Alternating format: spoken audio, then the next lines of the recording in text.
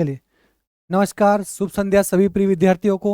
स्वागत है सभी का आज के इस प्यारे से सेशन के साथ। सभी जुड़ जाइए। मैं नीलेश पाटीदार आपका इस प्यारे से परिवार में बहुत बहुत स्वागत करता हूं। नमस्ते सभी को, शुभ संध्या सभी को। चलिए, आ जाइए सभी।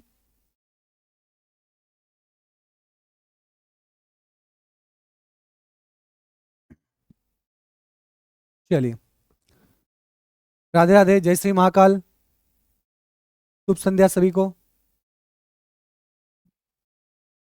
चलिए, करें स्टार्ट क्लास। लीजिए प्रभु का नाम।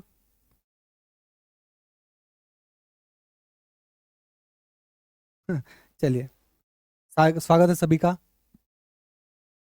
चलिए, आज का पहला प्रश्न आपके सामने। आज का पहला प्रश्न आपके सामने, निम्नलिखित में से अम्बुद का पर्यायवाची शब्द क्या है? शायद ये हो चुका था क्या? कल की कक्षा में हो चुका था क्या ये?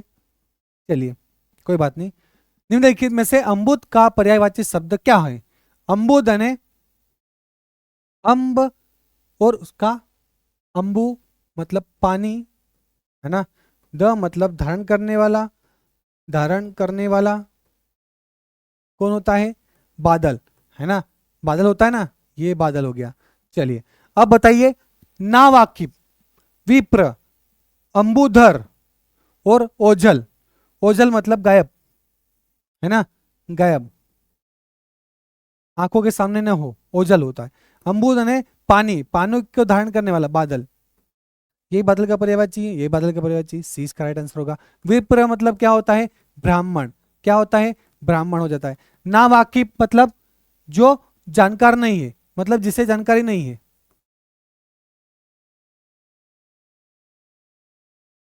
ना वाकिफ बोलते हैं ना, तू वाकिफ नहीं है भैया इससे अभी तो ना वाकिफ होता है। चलिए, बढ़ते हैं आगे। प्रश्न नंबर 2, शब्द दिगंबर में कौन संधि है? शायद ये हो चुके थे यार प्रश्न। चलिए ठीक है, शब्द दिगंबर में कौन संधि है? दिगंबर में कौन संधि है? यण है, विसर्ग है, अयादि है, या व्यंजन संधि है? दिगंबर, है ना, दिगंबर। इसका संधि विच्छेद करेंगे तो क्या आता है? दिक प्लस अंबर। क वर्ग, च वर्ग, ट वर्ग, त वर्ग और प वर्ग, इनके बाद कोई सा स्वर य र ल व ह आता है तो ये अपने ही वर्ग के तीसरे वर्ण में बदल जाता है। ठीक है, व्यंजन संधि का नियम है, और ये हमारा व्यंजन संधि है। तो क का ग में परिवर्तन, क्योंकि क ख ग, क अपने वर्ग के तीसरे में बदलेगा तो क ख ग में परिवर्तन होगा, तो भैया कर दो, ये हो गया ग, और ये अंबर। ठीक है, अब यहाँ पे दी बचा, क्योंकि क तो ग बदल गया, तो ग को ये अ पूरा कर देगा, तो क्या हो जाएगा? दिगंबर। और ये हमारी कौन सी संधि है? व्यंजन संधि। ठीक है, यण संधि का नियम बता देता हूं। यण संधि में क्या होता है? जब ई उ या ऋषि के बाद, उ ऋषि के बाद कोई सा भिन्न स्वर आता है ना, कोई सा भिन्न स्वर आता है, तो ये क्या करता है? ई य बन जाता है, उ व बन जाता है, और ऋषि र बन जाता है। ठीक है, विसर्ग संधि क्या होती है? विसर्ग के बाद स्वर या व्यंजन के आने से जो विकार उत्पन्न होता है उसे हम क्या कहते हैं? विसर्ग संधि कहते हैं। अयादि संधि क्या होती है? जब ए ऐ ओ औ के बाद कोई सा भिन्न स्वर आता है, इनके अलावा कोई सा भिन्न स्वर आता है, तो ए क्या बनता है? ऐ बनता है। ऐ क्या बनता है? आई बनता है। और ओ औ बनता है, और औ क्या बनता है? आओ बन जाता है। ठीक है, ये हमारे व्यंजन संधि थी। चलिए, अगला प्रश्न, प्रश्न नंबर 3, नीचे दिए गए वाक्य के प्रकार का चयन करना है। नीचे दिए गए वाक्य के प्रकार का चयन करना है। माताजी ने शीतल को एक साड़ी दी। माताजी ने शीतल को क्या दी? एक साड़ी दी भैया। तो भैया यहाँ पे मिश्र वाक्य है, संयुक्त वाक्य है, सरल वाक्य है, या इनमें से कोई सा नहीं? तो ये तो हो नहीं सकता, क्योंकि एक वाक्य दिया गया है तो कुछ ना कुछ तो होगा। सबसे पहली बात आती है मिश्र वाक्य की। मिश्र वाक्य क्या होता है? जिसमें व्यधिकरण समुच्चय बोधक अव्यय होते हैं। व्यधिकरण समुच्चय बोधक अव्यय क्या होते हैं? व्याधिकरण, व्यधिकरण समुच्चय बोधक अव्यय। ठीक है, व्यधिकरण समुच्चय बोधक अव्यय जो, कि, क्योंकि, है ना, इस प्रकार के शब्द आते हैं, वहां पे हमारे मिश्र वाक्य होते हैं, जहां पे दो उपवाक्य होते हैं, एक आश्रित होता है, एक उस पर मुख्य वाक्य होता है। मुख्य वाक्य आश्रित पे होता है डिपेंड, ठीक है। तो वहां पे क्या होते हैं, मिश्र वाक्य। और संयुक्त वाक्य क्या होता है, जिसमें समानाधिकरण समुच्चय बोधक होते हैं, समानाधिकरण समुच्चय बोधक अव्यय, ठीक है। अब इसमें क्या क्या जुड़ा होता है, दो वाक्यों को जोड़ने का काम करता है, संयुक्त वाक्य होता है। दो उपवाक्य होते हैं जो जुड़ते हैं किनसे, योजक चिन्हों से जुड़ते हैं, और या, अथवा, किंतु, परंतु, इसलिए, ठीक है, इनसे जुड़ते हैं, वो क्या होता है, संयुक्त वाक्य। सरल वाक्य क्या होता है, सरल वाक्य की पहचान होती है, एक से ज्यादा उद्देश्य होते हैं उसमें, और एक विधेय होता है, और पढ़ने में सरल लगता है, ठीक है। वो होता है हमारा साधारण साधारण वाक्य या सरल वाक्य। तो माता जी ने शीतल को एक साड़ी दी, तो माता जी क्या हो गए यहाँ पे, एक उद्देश्य हो गया। कर्ता और कर्ता का विस्तार क्या कहलाता है, उद्देश्य हो गया। और कर्ता और कर्ता के विस्तार को छोड़कर वाक्य में जो कुछ बचता है वो हमारा क्या होता है, शीतल को एक साड़ी दी, ये क्या है, एक विधेय है। तो भैया इस वाक्य में एक क्या है, एक उद्देश्य, एक विधेय है, सरल वाक्य, सी इसका राइट आंसर होगा, ठीक है। बढ़े आगे, प्रश्न नंबर 4, निम्नलिखित में से असंगत बेमेल शब्द का चयन करना है। असंगत बेमेल मतलब तीन शब्द एक जैसे होंगे, एक जैसे अर्थ देते होंगे, लेकिन चौथा क्या होगा, उससे अलग भिन्न होगा, ठीक है। तुच्छ, उत्तम, श्रेष्ठ या प्रवर, बताइए इन चारों में से कौन सा अलग है।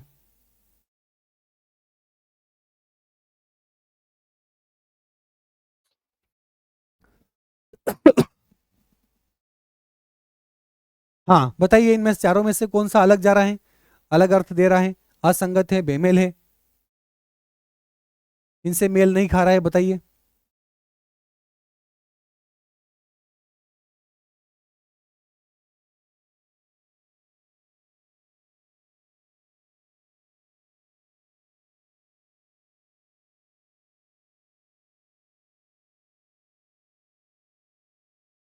तुच्छ, उत्तम, श्रेष्ठ, प्रवर। देखो उत्तम, श्रेष्ठ और प्रवर ये सभी ऊंचे स्थान की बात कर रहे हैं ना, या श्रेष्ठता की बात कर रहे हैं। और ये तुच्छ अलग ही जा रहा है, तुच्छ व्यक्ति होता है, उत्तम अलग होता है, श्रेष्ठ अलग होता है, प्रवर ये ऊंचे लेवल की बात हो रही। तुच्छ मतलब तुच्छ प्राणी ऐसा बोलते हैं ना, तो ये तुच्छ क्या है, अलग ही दिख रहा है, असंगत है, बेमेल है, ये इसका राइट आंसर होगा। चलिए आगे बढ़ते हैं।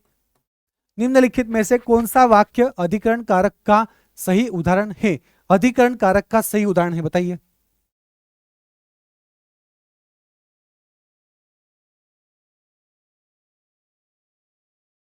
अधिकरण कारक, देखो कारक क्या होते हैं, कारक हिंदी में होते हैं 8। कारक होते हैं संज्ञा या सर्वनाम का वाक्य के दूसरे शब्दों के साथ संबंध बताने वाले को हम क्या कहते हैं, कारक कहते हैं, ठीक है। कारक हमारे होते हैं 8। कर्ता ने कर्म को करण से संपादन को के लिए अपादान से अलग संबंध का की के अधिकरण में पर, तो अधिकरण कारक का चिन्ह क्या होता है, में और पर, और वो भी कौन सा, स्थान को दर्शाए, है ना।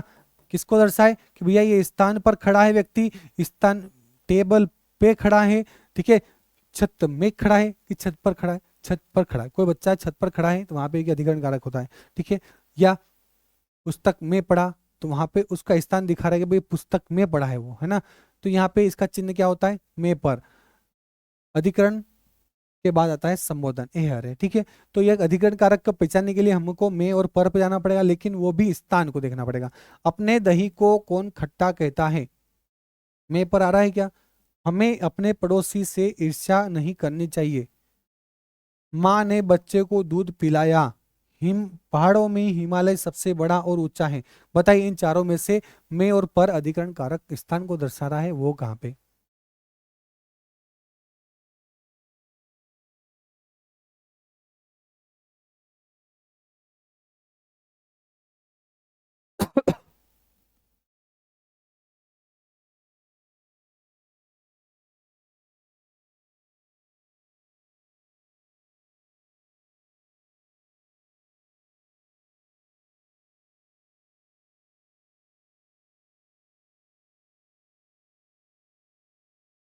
ठीक है चलिए, अपने दही को कौन खट्टा कहता है, को आया कर्म कारक, कर्ता ने कर्म को, है ना।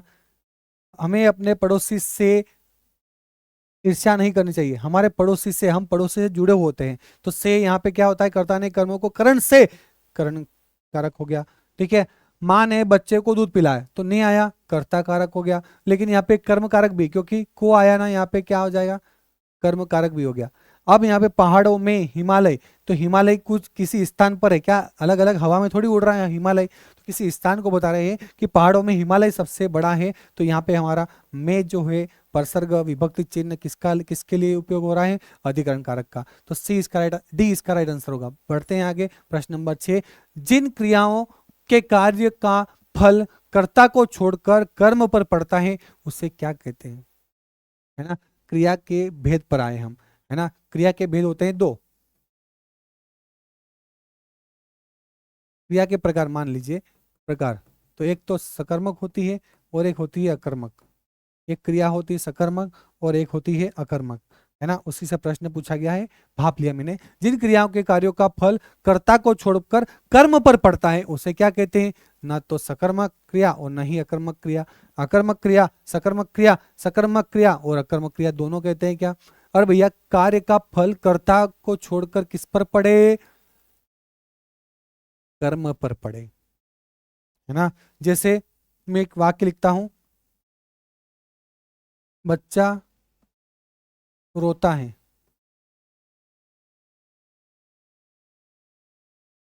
बच्चा दूध पीता है। ठीक है, अब यहाँ पे दो वाक्य लिखे मैंने। जिन क्रियाओं के कार्य का फल कर्ता को छोड़कर कर्म पर पड़े। सबसे पहली बात कि यहाँ पे किस पर फल पड़ रहा है, फल मतलब प्रभाव, है ना। फल मतलब क्या होता है, खाने का फल नहीं होता, ये प्रभाव पड़ना, है ना। क्रिया का प्रभाव जिस पर पड़ेगा वो होता है वहां पे, वो इस प्रकार की क्रिया होती है। तो क्रियाएं दो प्रकार की होती है, एक सकर्मक और एक अकर्मक, है ना। तो यहाँ पे न तो सकर्मक, ये वाला तो आना नहीं चाहिए, सकर्मक अकर्मक दोनों एक साथ नहीं हो सकती है। ठीक है, अब यहाँ पे पता करना है कि रोना क्या है, यहाँ पे क्रिया है, रोना क्या है, क्रिया है।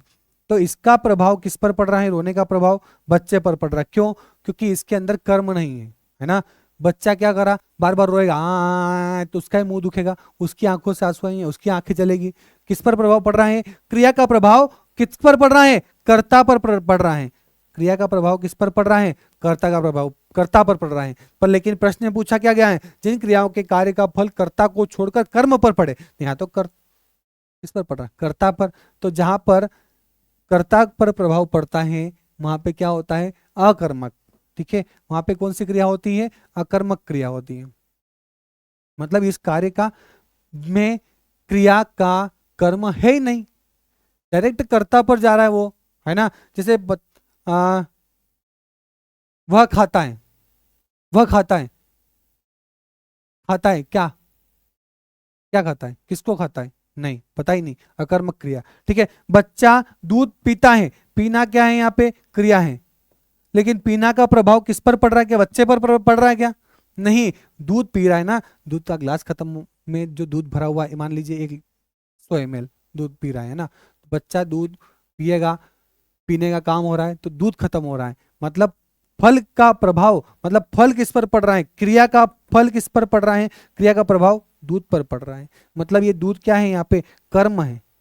और यही प्रश्न पूछा गया है कि क्रियाओं के कार्य का फल कर्ता को छोड़कर किस पर पड़े, कर्म पर पड़े, तो उसे हम क्या कहते हैं, सकर्मक क्रिया। किसको क्या कहते हैं हम, सकर्मक क्रिया कहते हैं।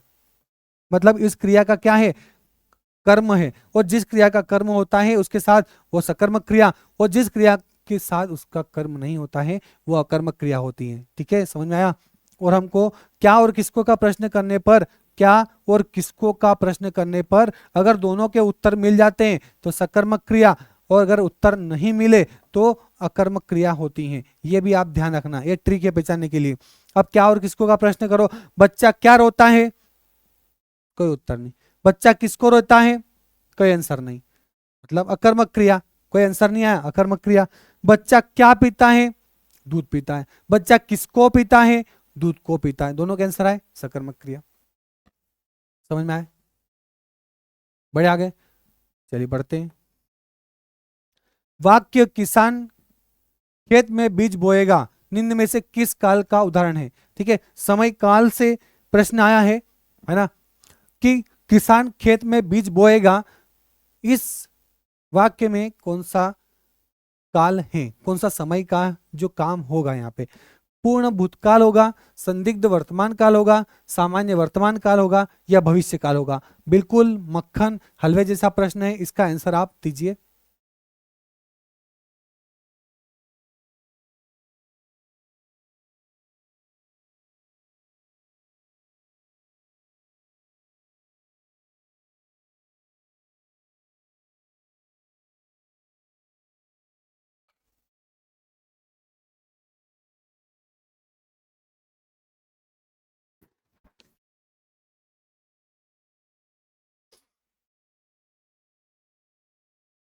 क्या होगा इसका राइट आंसर? अरे किसान खेत में बीज बोएगा, बात क्या कर रहे हैं, बीज बोने की, है ना।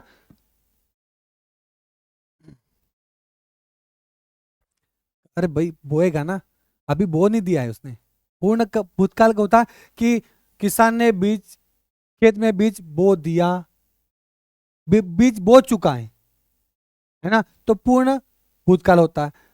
संदिग्ध वर्तमान काल मतलब आज बीज, शायद वो आज बीज बो दे, है ना, वो संदिग्ध होता है। सामान्य वर्तमान काल कि किसान ने बीज में बो दिया, खेत में बीज बो दिया, सामान्य। लेकिन वो क्या कर रहा है, किसान खेत में बीज बोएगा, गा गी गे आने वाले समय में, तो भविष्य काल होगा ना। इसका राइट आंसर क्या होगा? भविष्य काल। ठीक है, समझ में आया? चलिए बढ़ते हैं आगे। प्रश्न नंबर 8, निम्नलिखित में से अपूर्ण भूतकाल का सही उदाहरण क्या है? अपूर्ण भूतकाल का सही उदाहरण क्या है बताइए। परीक्षा में शायद मुझे अच्छे अंक प्राप्त हो, बच्चे विद्यालय जा रहे थे, जो कमाएगा सो खाएगा, मैं अभी कार्य कर आए हूँ, है ना, या मैं अभी कार्य कर आया हूँ, जो भी है आई हूँ। बताइए चारों में से क्या अपूर्ण भूतकाल का उदाहरण है?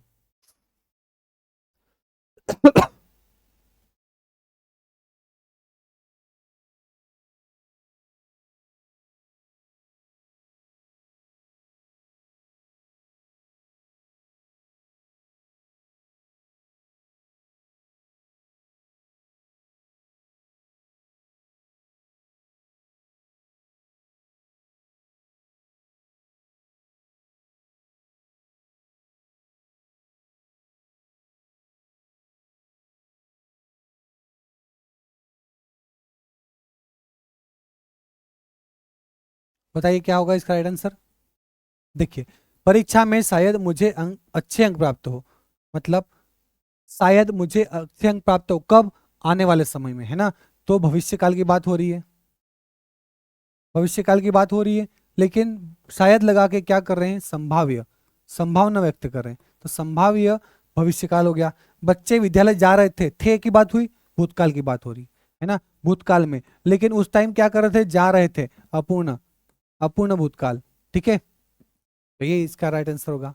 जो कमाएगा सो खाएगा, भाई कमाएगा और खाएगा, गा गी गे, ये मतलब भविष्य काल की बात हो रही, भविष्य काल की बात हो रही है। पर लेकिन जो कमाएगा वही तो खाएगा, जो कमाएगा वही खाएगा, जो कमाएगा वही खाएगा। तो यहाँ पे कौन सा हेतु हेतु मत, एक क्रिया दूसरी क्रिया पर निर्भर जब होती है ना, तो हेतु हेतु मत हो जाता है ना।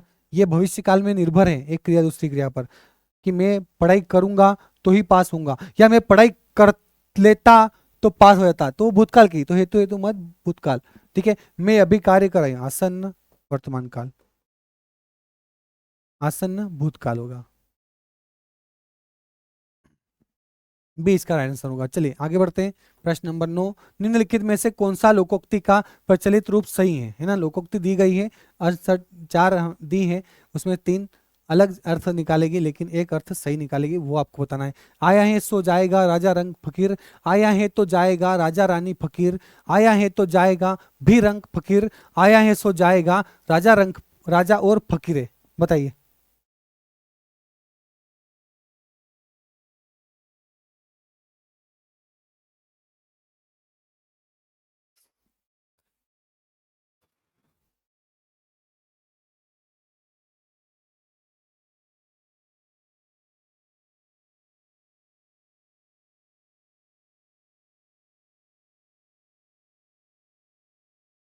आया है तो गाएगा नहीं होता है ना, आया है तो जाएगा भी रंग नहीं, आया है तो जाएगा राजा रानी फकीर नहीं, आया है सो जाएगा राजा रंग फकीर। ठीक है, राजा हो, रंग हो या फकीर हो, ये हमारी लोकोक्ति सही साठ है। मतलब यहाँ पे दुनिया की नश्वरता को बता रहे हैं, है ना। दुनिया की नश्वरता मतलब दुनिया खत्म होगी, मतलब भले ही वो चाहे राजा हो कि चाहे गरीब व्यक्ति हो या फिर कोई फकीर व्यक्ति हो, जो पैदा हुआ है उसका अंत निश्चित है, जो पैदा हुआ है उसका अंत निश्चित ही है, भले वो आप कुछ भी कर लो, है ना। ये दुनिया नश्वर है ना, अनश्वर नहीं, नश्वर है। मतलब जो भी पैदा हुआ उसका अंत होना निश्चित है, भले वो तुम किसी पोस्ट पे हो, कितना भी तुम्हारे पास पैसा हो, कोई फर्क नहीं पड़ता। आया है सो जाएगा, चले राजा हो, रंक हो या फकीर हो, खाली हाथ आए थे खाली हाथ जाएंगे, बस प्यार के दो मीठे बोल झिलमिलाएंगे, तो चाहतों की दुनिया को है हंसाना, ए मेरे दिल तू गाए जा गाए जा। चलिए बढ़ते हैं आगे, प्रश्न नंबर 10। निम्नलिखित में से किस मुहावरे का अर्थ शांत स्थान में झगड़ा शुरू करना है। शांत स्थान में झगड़ा शुरू करना, इस कान सुनना उस कान निकालना, आग लगे पर कुआं खोदना, इज्जत पर बट्टा लगाना, पानी में आग लगाना, शांत स्थान में झगड़ा लगाना। बताइए।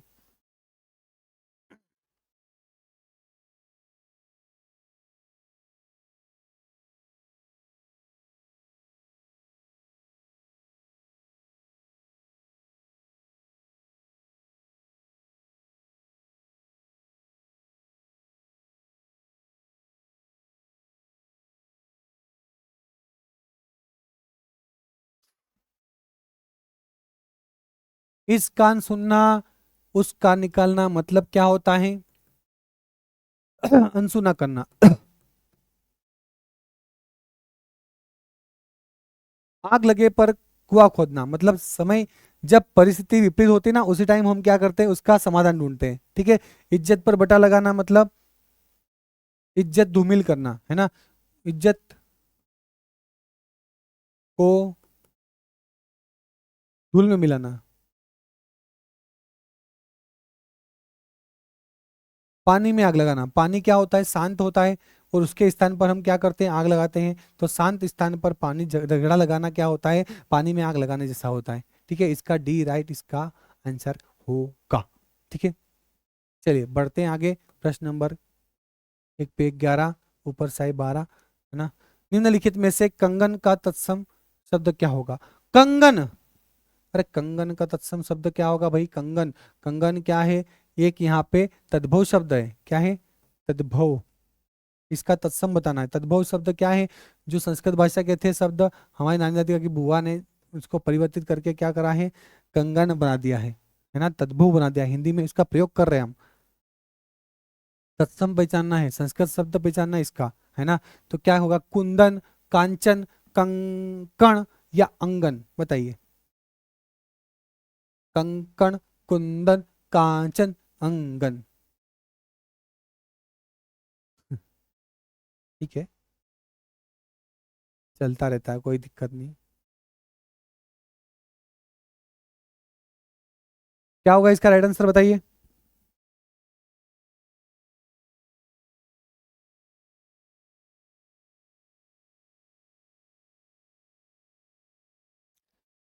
रामचरितमानस में एक दोहा लिखा गया है, एक चौपाई है कि राम का रूप निहारती जानकी, कंकण के नग की परछाई, याते सबे सुध भूल गई, कर टेक रही पलटारत नाही। राम का रूप निहारती जानकी, राम का रूप निहारती जानकी, कि राम का रूप कैसे निहार रही है सीता माँ? कंकण के नग की परछाई, कंकण मतलब कंगन, कंकण मतलब कंगन, के नग की परछाई, नग की परछाई, नग इतना बड़ा है उनकी परछाई उसमें कंगन के नग की परछाई, कर टेक ही रही, कर मतलब हाथ का टेका लगा कर, है ना, कर टेक ही रही पलटारत नहीं, मतलब एक भी समय ऐसा नहीं टाल रही है कि वो श्री राम का रूप निहार नहीं रही है। इसमें कंकण, कंकण मतलब कंगन, तो इसका तद्भव क्या, कंकण का कंगन होता है, कंगन का तत्सम क्या होता है, कंगन। ठीक है।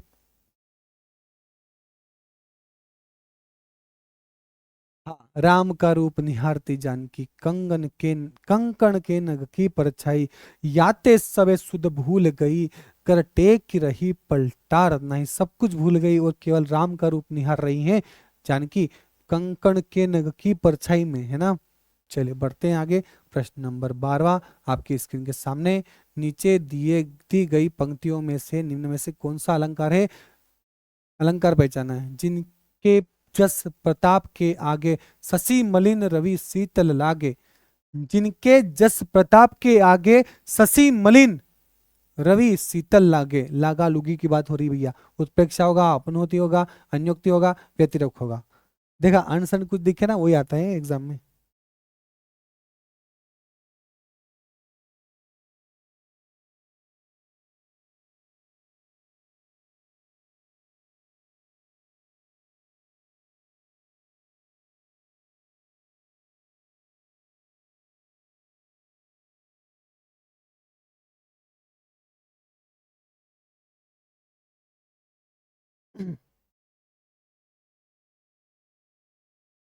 क्या होगा इसका राइट आंसर, बताइए। देखो उत्प्रेक्षा अलंकार क्या होता है। उत्प्रेक्षा अलंकार में जनु, जनहु,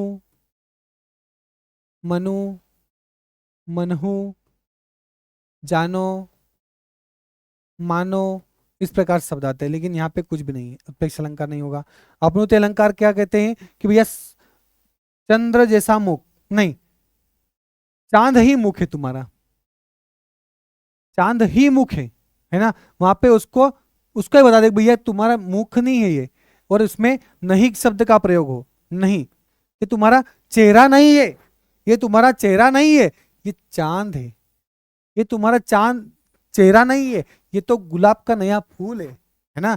ऐसा अगर कह देते हैं। नहीं का प्रयोग जहां पे होता है वहां पे अपनोति अलंकार, यहाँ पे नहीं का प्रयोग नहीं हो रहा है। अन्योक्ति अलंकार जहां पे किसी को टोंट मार के अन्य के द्वारा कही गई उक्ति, है ना। अली कली ही सो बिंदियो आगे कौन हवाल, है ना। भैया तुम ही इस अली कली में बिंदियो रहोगे, तुम्हारे सरकार ये तुम्हारी प्रजा का कौन देख रेख करेगा, है ना। बिहारी जी ने हाँ राजा के बारे में कहा था। ठीक है, तो यहाँ पे भी अन्योक्ति अलंकार नहीं है, यहाँ पे व्यतिरेक अलंकार होगा। क्यों व्यतिरेक अलंकार होगा, क्योंकि जहाँ पे उपमेय और उपमान, उपमेय और उपमान,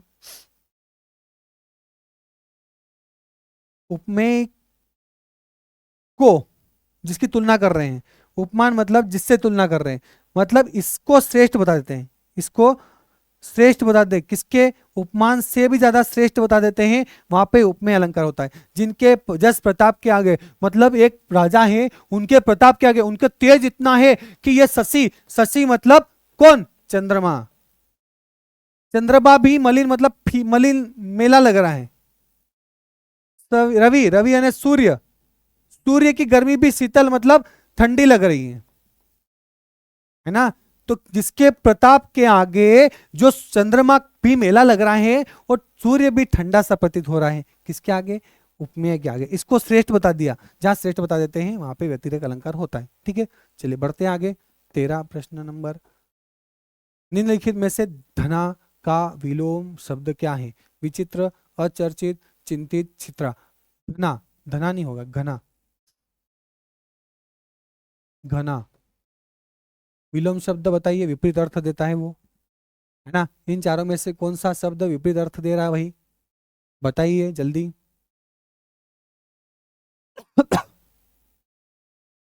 घना का मतलब क्या होता है, सघन, है ना।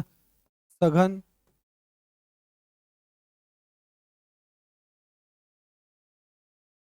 घने बाल है, मतलब बहुत सारे घने बाल है तेरे, है ना। तो इसका उल्टा क्या हो जाता है,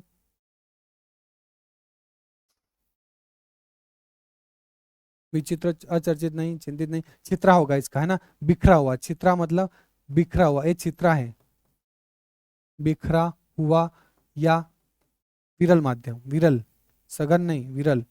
ठीक है, ये इसके राइट आंसर हो जाएगा क्या, चित्रा। घना का विलोम क्या हो जाएगा, चित्रा।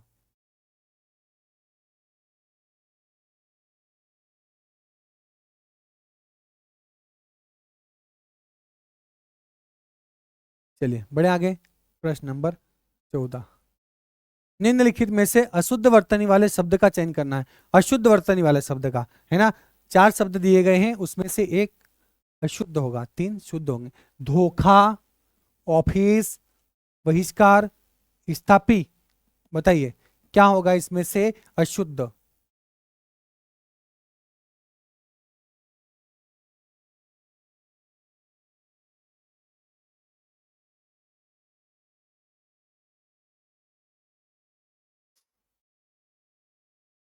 स्थापी नहीं है, स्थाई होगा, है ना। स्थाई, तो ये तो स्थाई सही लिखा हुआ है, ऑफिस भी सही लिखा हुआ है, धोखा भी सही लिखा हुआ है, लेकिन बहिष्कार, बहिष्कार नहीं होता है, बहिष्कार होता है। क्या होता है? बहिष्कार होता है। बही धनकार, है ना। बही धनकार, जहाँ पे ई इमली के बाद विसर्ग आता है, उसके बाद क आता है, तो विसर्ग किस में बदलता है? इसमें बदलता है, श में बदल जाता है। ठीक है, ये विसर्ग संधि का नियम, ये विसर्ग संधि का है ना। बहिधनकार, बहिष्कार, ठीक है। ये वही नहीं होता है, बहिष्कार होता है, बहिष्कार, बहिष्कार नहीं, बहिष्कार, ठीक है, बहिष्कार होता है।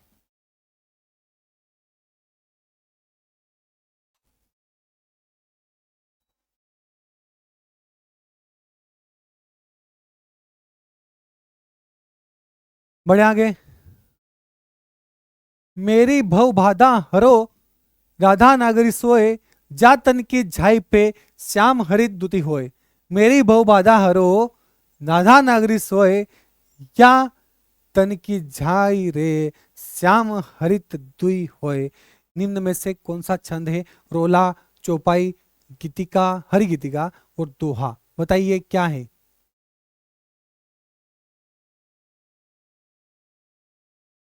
देखो चौपाई जैसा लग नहीं रहा है ना। अब रोला, दोहा, पहले मात्रा गिन लो यार, है ना। एक, दो, एक एक, दो दो, एक दो, कितनी हो गई? यति है यहाँ पे, 1 2 3 4 5 6 7 8 9 10 11 12। हाँ ठीक है। दो दो, दो एक एक, दो एक, दो दो 4 5 6 7 8 9 10 11। अच्छा ये 11 मात्राएं हो रही, ठीक है।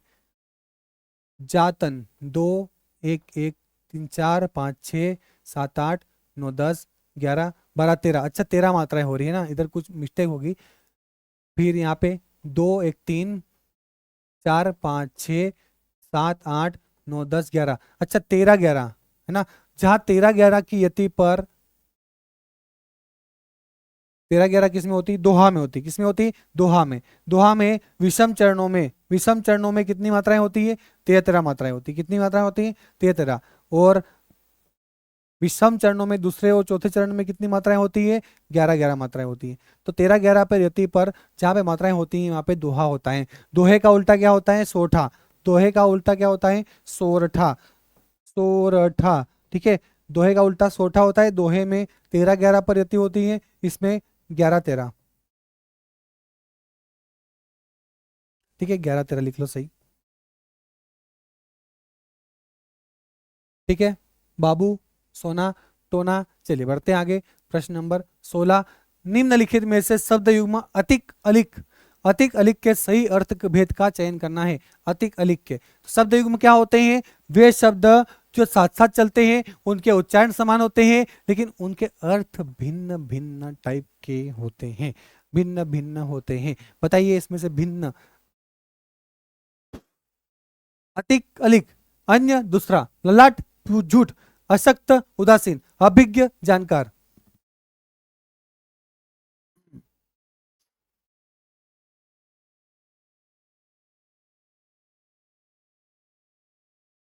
अतिक नहीं होगा, अलिक ही होगा, है ना।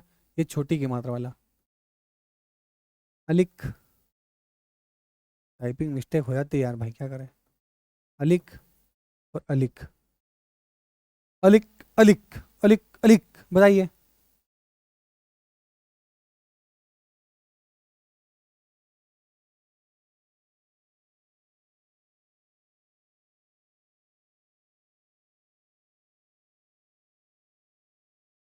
अलिक, अलक निरंजन, अलिक चोपड़ो, अलिक बोलते हैं ना, यहाँ पे अलिक लगा दो, अलिक पर कुछ लगा दो। अलिक यानी क्या होता है, ललाट, माथा, मस्तक, है ना।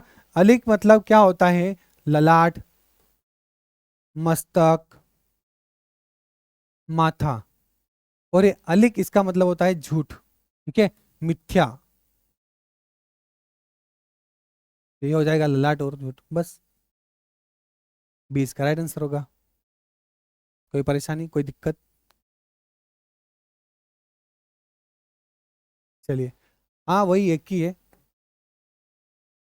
निम्न में से संख्यावाचक विशेषण शब्दों का चयन कीजिए। संख्यावाचक विशेषण शब्दों का चयन करना है, ठीक है। विशेषण क्या होते हैं, संज्ञा और सर्वनाम की विशेषता बता दे। विशेषण संख्यावाचक, जो संख्यावाची विशेषण की तरह प्रयोग करें, है ना। संख्या और सर्वनाम की संख्या के रूप में जहाँ पे विशेषता बता देते हैं वो संख्यावाचक विशेषण। वह, यह, कोई, कायर, सुंदर, नीचा, एक मेज, 4 लोग, 10 हाथी, बहुत दूध, कुछ शहद, अधिक पैसा। बताइए चारों में से कौन सा संख्यावाचक विशेषण है। चारों विशेषण के उदाहरण है, लेकिन इसमें से एक संख्यावाचक है ना।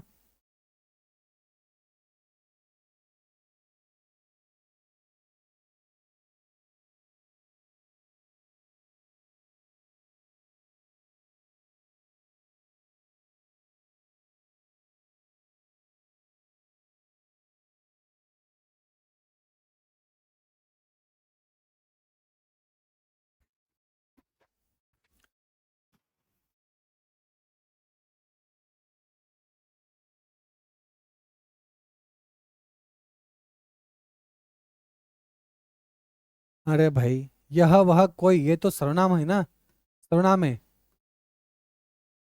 सर्वनाम, यह वह कोई, कोई आ गया ना, यह अनिश्चयवाचक सर्वनाम है, अनिश्चयवाचक। कायर, सुंदर, नीचा, ऊंचा, है ना, बोना, ठिंगना, लंबा, चौड़ा, चतुर, चालाक, अन्यायी, प्रापी, क्रोधी, मीठा, कड़वा, नीला, पीला। ठीक है, ये क्या है, गुणवाचक विशेषण।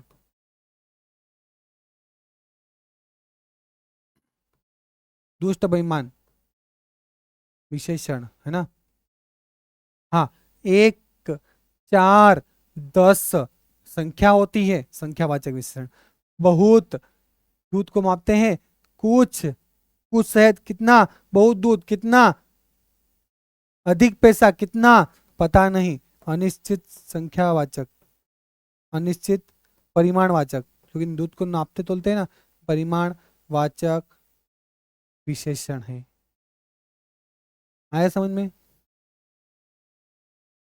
बढ़ते हैं आगे। निम्न में से निषेध रीतिवाचक क्रिया विशेषण अवयवों का चयन करना है।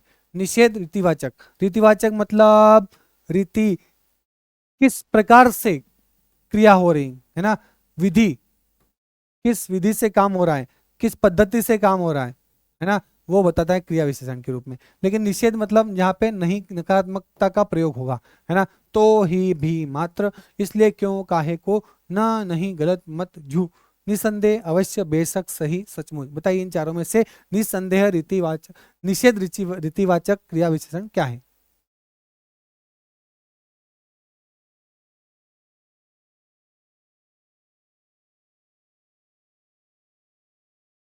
क्या होगा बताइए बराबर।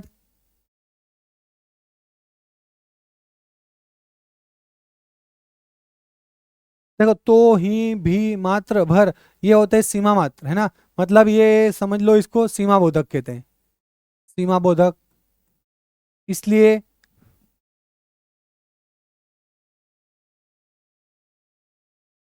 इसलिए, क्यों, काहे को, मतलब ये कारणवाचक हो जाते हैं, है ना। ये क्या है, कारणवाचक क्रिया विशेषण। ना, नहीं, गलत, मत, झू, ये क्या है, रीतिवाचक। निषेध का प्रयोग हो रहा है, नहीं, निषेध, निसंदेह, अवश्य, बेशक, और ये क्या है, बेशक करना चाहिए, सही है, सचमुच, निसंदेह काम करो, सकारात्मक, सकारात्मक समुच्चय बोधक है ना। ये क्या है, सकारात्मक, क्या होगा, क्रिया विशेषण।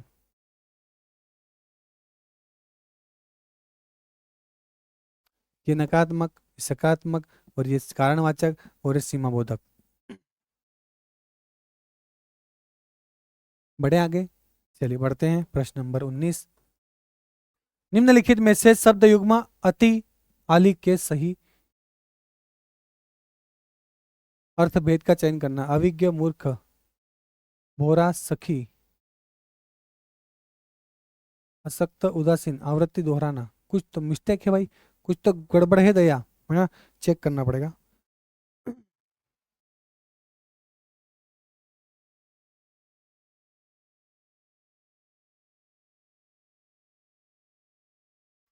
मिस्टेक प्रश्न में ही है ना।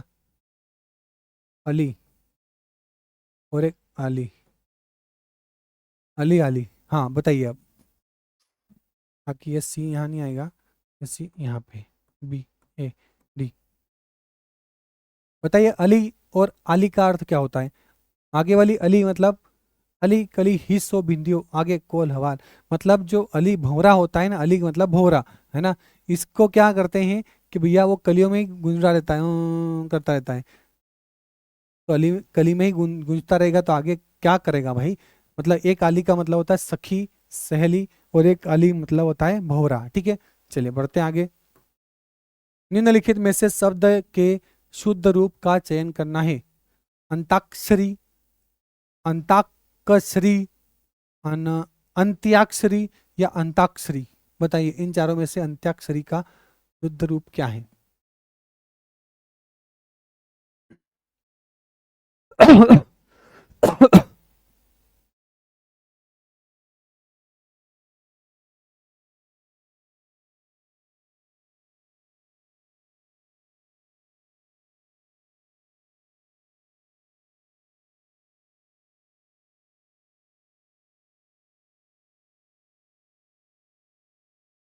बताइए शुद्ध रूप।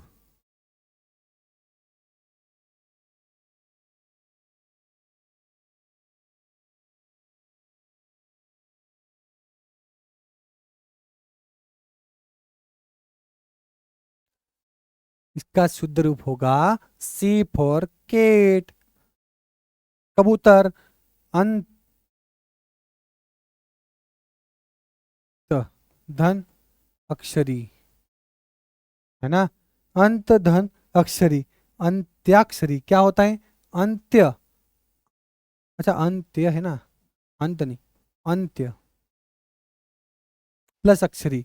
अंत्य मतलब अंतिम, अक्षरी मतलब अक्षर, अंतिम अक्षर से शुरू होने वाला खेल। अंत्याक्षरी मतलब क्या होता है, अंतिम अक्षर से शुरू होने वाला खेल, अंतिम अक्षर से शुरू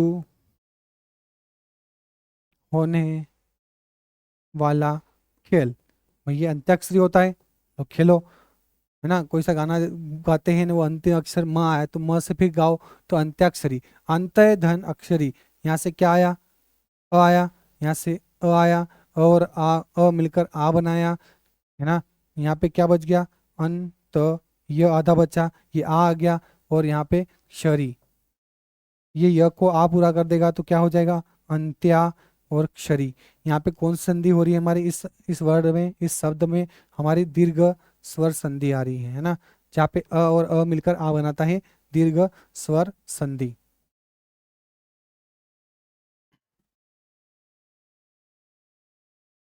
एनी प्रॉब्लम, यहाँ तक किसी को कोई दिक्कत कोई परेशानी हो तो बताइए।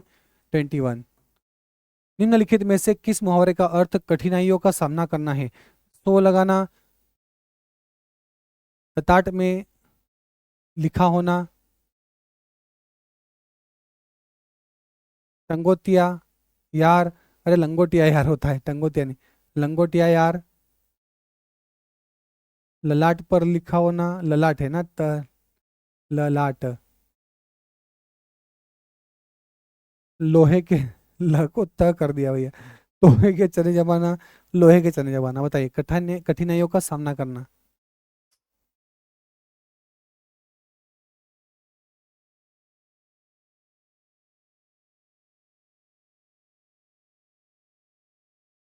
कठिनाइयों का सामना करना, वही लोहे के चने चबा रहा है भैया वो व्यक्ति, मतलब अभी वो क्या कर रहा है, कठिनाइयों का सामना कर रहा है, वो अभी क्या कर रहा है, कठिनाइयों का सामना कर रहा है। चलिए 22, निम्नलिखित में से किसका उच्चारण करने पर जीवा का अग्रभाग नहीं उठता। जीवा का अग्रभाग नहीं उठता भाई, किसमें नहीं उठता है, देखो, तीन प्रकार के ये जीभ होती हैं।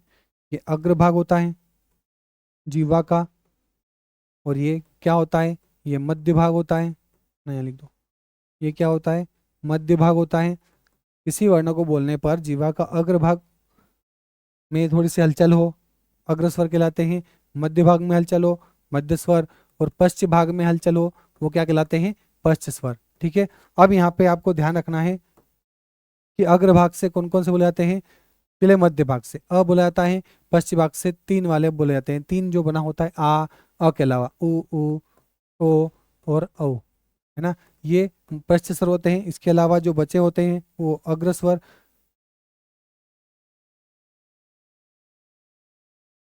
अब बताइए, इनमें से जिह्वा का अग्र भाग नहीं उठता है, तो इसमें उठता है, हाँ उठता है। इसमें उठता है, हाँ उठता है, इसमें उठता है। लेकिन ऊ में नहीं उठता है, क्योंकि इसमें कौन सा भाग, ये पश्च स्वर है। ये कौन सा भाग है, पश्च भाग उठता है इसमें। ठीक है, तो इसका राइट आंसर क्या हो जाएगा, बी। चलिए, आज का समय होता है समाप्त। थोड़ा सा लेट ज्वाइन हुए थे अपन, है ना। तो सभी का बने रहने के लिए बहुत बहुत धन्यवाद। आज के लिए इतना ही। मिलते हैं एक ब्रेक के बाद, कल 5 से 6 आपके सामने उपस्थित होकर नया सेशन लेके, धमाकेदार सेशन के साथ। तो तभी तक के लिए सबको जय श्री राम, राधे राधे, शुभ संध्या, जय श्री महाकाल। सभी का बने रहने के लिए बहुत बहुत धन्यवाद। चलिए, tata bye bye, Radhe Radhe, जय श्री कृष्ण।